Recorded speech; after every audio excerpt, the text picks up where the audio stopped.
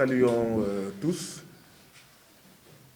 D'abord, les journalistes qui sont ici présents pour couvrir cette conférence de presse. Nous saluons également tous ceux qui sont en train de nous regarder en direct à travers le direct, soit des journalistes, des organes de presse, ou le direct sur la page de Y'en a marre ou sur la page du FRAPP. Nous avons convoqué cette conférence de presse pour nous adresser à l'opinion publique nationale et internationale par rapport à la situation en cours depuis quelques jours dans le territoire africain du Mali.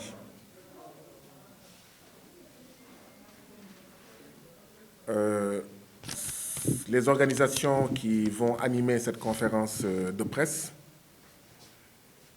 c'est Y'en a marre, la Ligue panafricaine Umoja,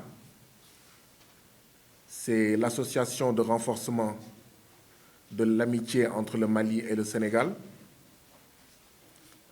c'est le mouvement Plateforme de la jeunesse, c'est l'association Boubouni et environ et le FRAPP. Avec la précision que l'association de renforcement de l'amitié entre le Mali et le Sénégal est une association qui regroupe des Maliens qui sont ici au Sénégal. Le mouvement Plateforme de la jeunesse est un mouvement représenté dans beaucoup de pays à travers le monde et qui regroupe des Maliens dans ces différents pays. L'association Boubouni et environ est une association également qui renferme des Maliens qui sont ici au Sénégal. Et il y a en plus la Ligue panafricaine Umoja, Y'en a marre et le FRAPP. Toutes ces organisations auront donc la parole. Donc, le FRAPP prendra la parole, puis l'association Boubouni et environ, puis le mouvement Plateforme de la jeunesse. L'association Boubouni et environ aura comme porte-parole Mamadou Sangaré. Le mouvement Plateforme de la jeunesse aura comme porte-parole Mohamed El Diko. L'association de renforcement de l'amitié entre le Mali et le Sénégal aura comme porte-parole aujourd'hui Mohamed Alassane Diko. La Ligue panafricaine Umoja, Amidou Sidibé. Et Y'en a marre aura comme porte-parole notre frère Aliou Sané. Ce que je voulais dire d'abord à l'entame de mon propos, je ne sais pas si je dois faire en Wolof, puis Aliou peut-être fera en français, je ne sais pas. Ce que je voulais dire à l'entame de mon propos, au nom du FRAPP, c'est que nous sommes inquiets et préoccupés par la situation actuellement en cours au Mali. Nous considérons que l'Afrique est une maison et le Mali est une chambre, une case dans cette maison. Et donc le Mali, c'est chez nous. Je rappelle qu'il y a eu la Fédération du Mali qui regroupait l'actuel Mali, à l'époque le Soudan, et le Sénégal, et que jusqu'à présent, le Mali et le Sénégal ont la même devise, un peuple, un but, une foi. Et jusqu'à présent, mis à part l'étoile, nous avons le même drapeau, vert, jaune, rouge. Nous sommes préoccupés donc par la situation qui prévaut chez nous au Mali. Et c'est pourquoi, avec les autres organisations, nous avons voulu donner notre point de vue. Nous sommes surtout choqués par les mesures qui ont été prises par l'UEMOA et la CEDEAO contre nos sœurs et nos frères du Mali. Nous allons en parler de long en large, mais je voulais juste aborder quelques aspects. Le 23 janvier prochain, donc 2022, dans une semaine, une dizaine de jours, le Sénégal va voter dans le cadre des élections locales.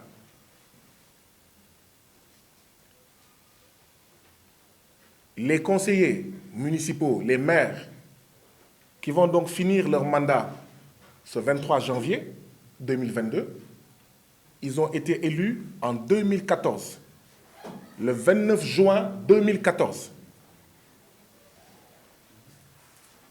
Leur mandat est fini depuis 2015, 16, 17, 18, 19. 2019, vous ajoutez 2020, 2021, 2 ans et 7 mois.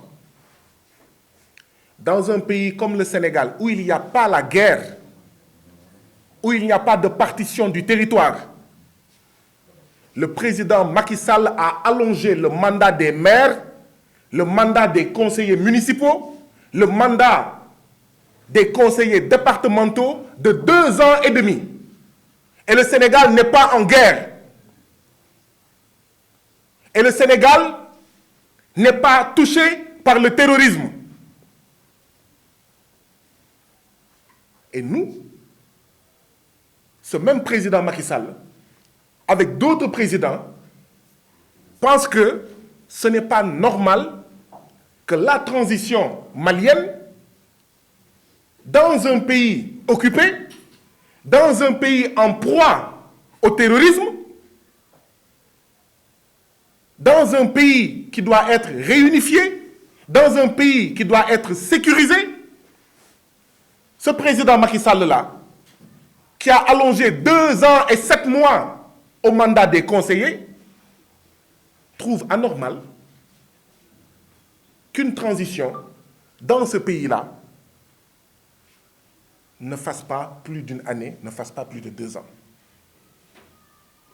Rien que cela résume l'hypocrisie. Rien que cela résume les intentions du président Macky Sall et de ses pairs de l'UEMOA et de la CEDEAO. Comment toi qui n'es pas en guerre, les mandats peuvent durer, être allongés de 2 ans et 7 mois, et ceux qui sont en guerre, ceux qui sont assassinés tous les jours par les terroristes, depuis au moins 2012, vous dites qu'ils ne peuvent pas avoir une transition qui dure.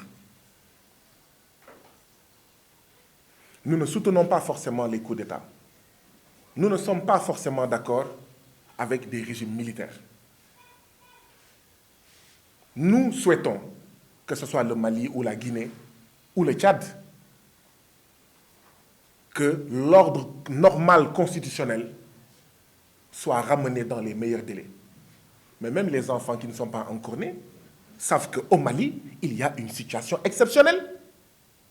Au Sénégal, nous sommes dans un pays où le président de la République a fermé les mosquées et les églises à cause du coronavirus.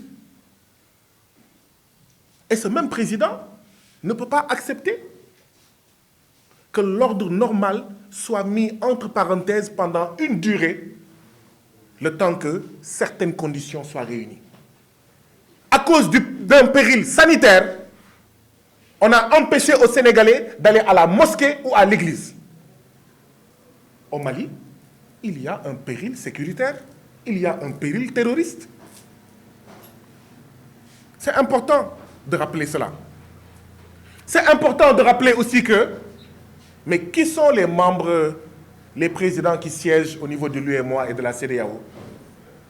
C'est qui? Ouattara, qui fait un 3e mandat, illégal et illégitime. C'est qui? Faure Eyadema, qui n'a pas vu à la télé les les militaires togolais volaient des urnes lors des élections togolaises. Faure Eyadema, qui a hérité du Togo, son père était président du Togo, Faure Eyadema, il hérite comme si le Togo était son cadeau, de son père, il hérite le Togo. Voilà ceux qui ont pris cette décision-là contre le Mali. Mais je rappelle également que cette CEDEAO-là, c'est la CEDEAO où, s'il n'y avait pas eu de coup d'État en Guinée, en ce moment-là, c'est Alpha Condé qui siégerait, d'accord, sur la table de la CEDEAO. C'est-à-dire quelqu'un qui a tué énormément de Guinéens pour juste un troisième mandat illégal et illégitime. Qui est Macky Sall? Qui est le président Macky Sall? Un, il a allongé dans un pays où il y a la paix le mandat des maires de 2 ans et 7 mois. Deuxièmement, le président Macky Sall, c'est celui-là qui, au mois de mars 2021, c'est ça, non? 2021, a assassiné 15, c'est ça? 15 Sénégalais? Pourquoi je fais cette liste-là? Ce sont ces gens-là qui veulent aujourd'hui s'ériger en donneurs de leçons démocratiques au peuple frère du Mali. Ça, nous ne l'accepterons pas. Cela, ça ne passera pas. Qui sont-ils avec ce palmarès si peu enviable? Avec ce palmarès jonché de morts? Avec ce palmarès constitué de coups d'État militaires et de coups d'État constitutionnels? Qui sont ces gens-là pour dire qu'ils sont là pour le bien des Maliens, qu'ils sont là pour ramener l'ordre constitutionnel, d'accord, au Mali? Nous pensons qu'ils sont très mal placés. Ils sont très mal placés pour donner des leçons. Nous pensons très clairement que le Mali est dans une situation exceptionnelle. De la même manière que le Sénégal était dans une situation exceptionnelle avec le coronavirus, où on a décrété l'état d'urgence, on a décrété le couvre-feu. Donc, nous pensons que l'UEMOA et la CEDEAO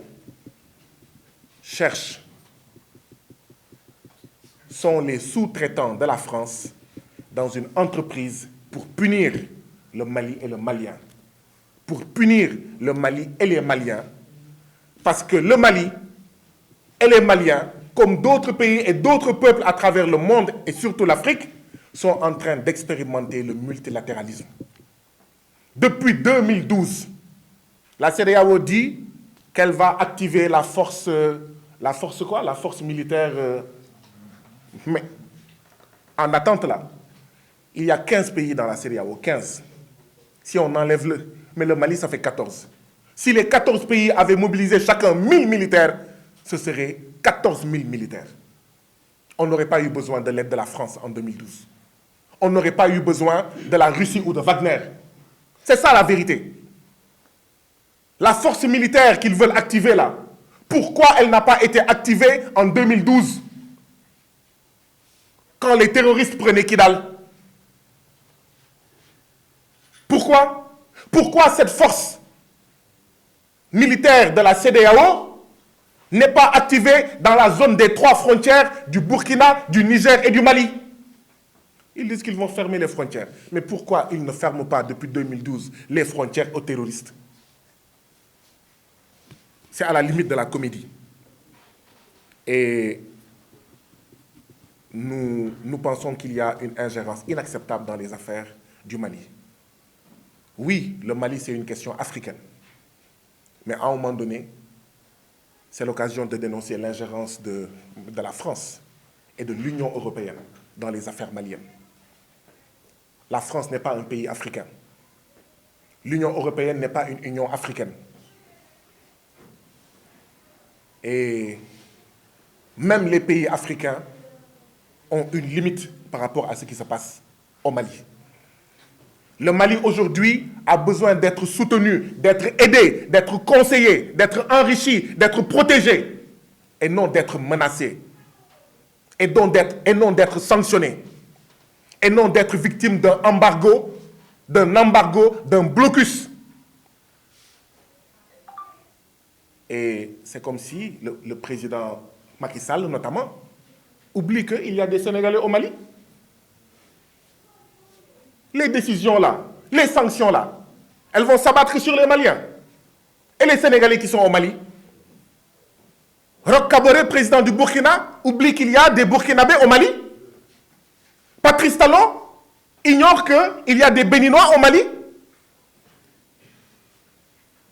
C'est-à-dire que dans leur entreprise d'être les sous-traitants de Macron et de Bruxelles au Mali, apparemment, ils ont même perdu la raison au point qu'ils oublient que ces sanctions-là, c'est également des sanctions contre leur propre peuple au Mali, mais ce sont des sanctions contre leurs commerçants, leurs camionneurs, les hommes d'affaires, guinéens, gambiens, nigériens, togolais, ivoiriens, sénégalais. Et quand Jerry Rawlings était président du Ghana, à un moment donné, il y avait un problème au Ghana et Margaret Thatcher, qui était première ministre de Grande-Bretagne, avait donné son point de vue par rapport à ce qui se passait au Ghana. Jerry Rawlings lui a dit « Shut up, it's an African thing ». Eh bien, nous disons à Macron et à l'Union européenne, Macron, fermez-la. C'est une question africaine, c'est une question malienne.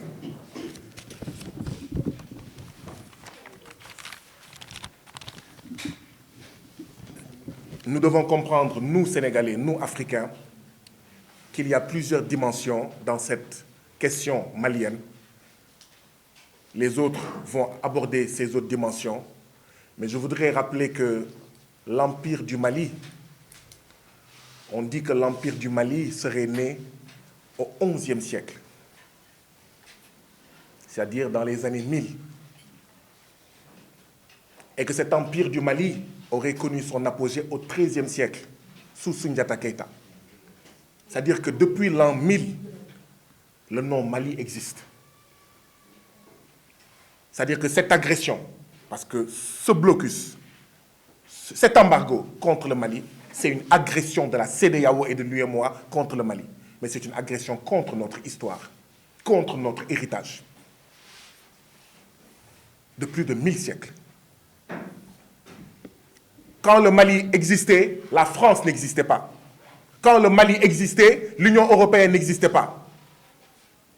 Aujourd'hui, on parle de la charte de Kouroukanfouga, la charte du Mandé. 13e siècle, l'Europe était dans le Moyen-Âge. Les droits de l'homme occidentaux n'existaient pas. Au XIIIe siècle, en Afrique, le Mali avait la charte du Mandé. C'est ça aussi qui est agressé. C'est ça aussi qu'on veut réduire en cendres. Et nous, Africains, nous ne pouvons pas, nous ne devons pas l'accepter. Et l'UEMOA et la CEDEAO, au service de Macron et de l'Union européenne, ont décrété un embargo et un blocus contre le Mali, j'avais dit vibreur et silencieux. Ceux qui n'ont pas vibreur et silencieux, ils peuvent éteindre leur téléphone.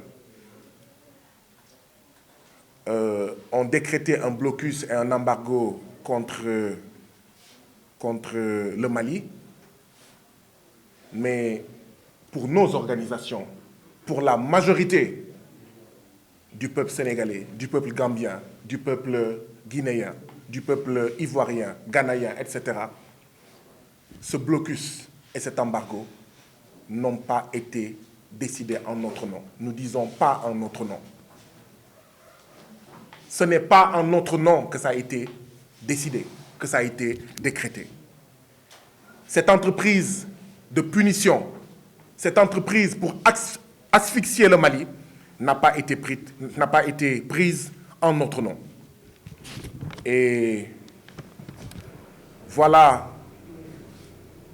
ce que je voulais dire pour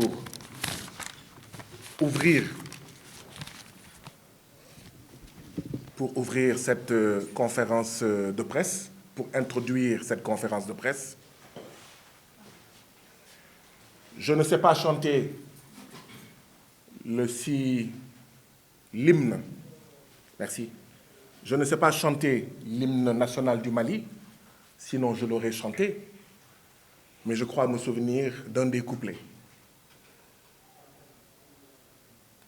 Pour l'Afrique et pour toi, Mali, notre drapeau sera liberté.